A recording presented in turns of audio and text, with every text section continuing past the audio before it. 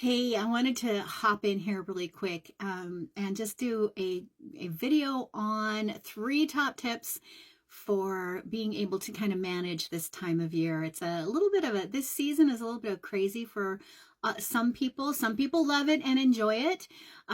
However, a lot of individuals who are, say, introverted, or maybe they have some PTSD challenges going on. This time of year can be really, really overwhelming, and I know acknowledging that. So here's some tips. Number one, have a plan of action in place. The one thing that I don't want you to do from a brain health perspective is isolate yourself. That is not what's healthy. And yet that's oftentimes the thing that we want to do first, right? That's what the amygdala does. It's like conserve, withdraw, right? Hide, stay away from situations that may be triggering or situations that may be overwhelming for your brain. So for the introverts and for individuals who are easily triggered in public places or too much chaos going on, too much stimulus going on for their brain, here's a few things to keep in mind.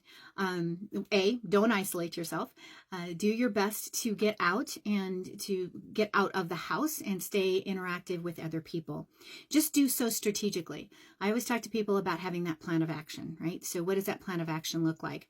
That first step of that is being able to know the situations that provide the triggers or that provide overstimulus, and have in mind ahead of time what you might do. So for example, being in the grocery store could be overwhelming this time of year because there's just a lot of people out. I mean, I don't know where they all come from.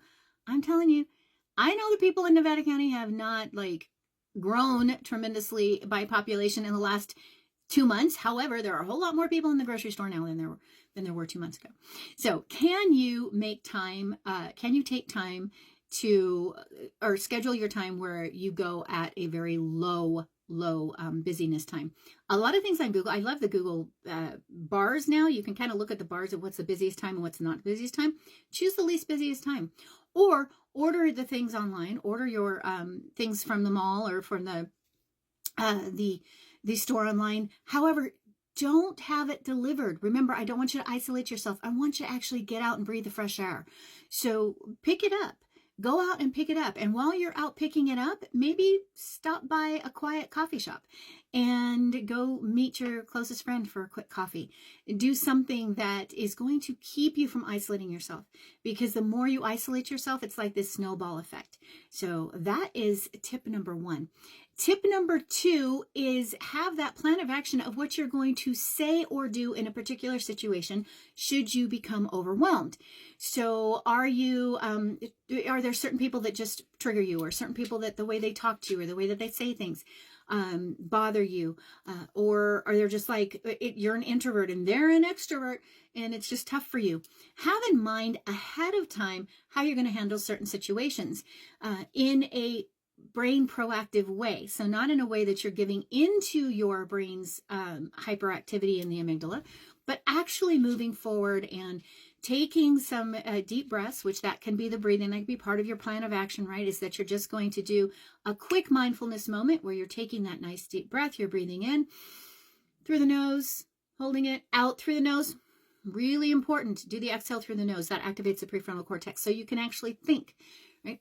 And have a plan. Okay, it's a familiar house, or this is the office, this is the corner that I'm going to go to, or this is the person that's the safe person for me that I'm going to go to, or this is going to be the time span that I'm going to limit myself to, 1 hour or 2 hours or 45 minutes, whatever that is. And then if you tell your brain that ahead of time, you're actually going to be able to stay, right? You may be watching your clock the whole time, but you're not isolating yourself.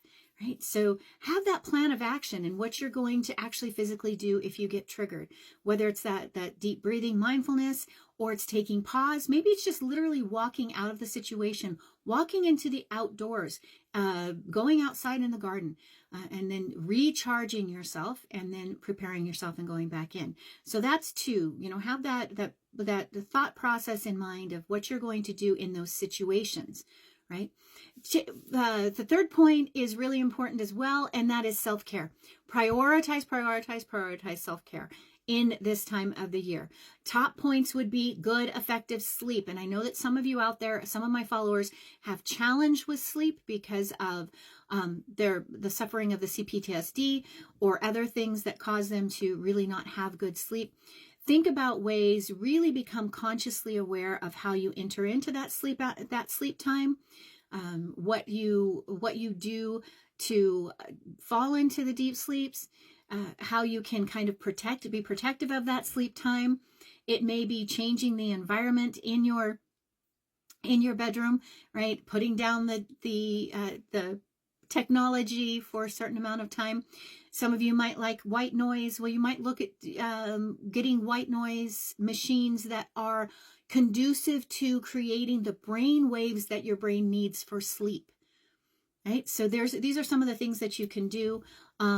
Colder atmosphere, if you need to, darker atmosphere. If dark is frightening for you or triggering for you, then have the lighting that is, again, conducive to sleep.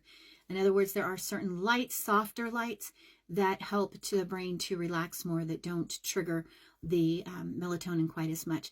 So really prioritize that self-care. Take care of yourself physically. Make sure you're getting out into the green spaces and going for walks in nature. That might be part of what you do when you go pick up the groceries at the grocery store. You go to the nature trail and you just go for a 15-20 minute walk, right? The more time you can spend, the better. However, if it's just 15-20 minutes, then that's good. That's healthy for the brain. So those are my tips for surviving some of the extra anxiety that you might be experiencing this time of year.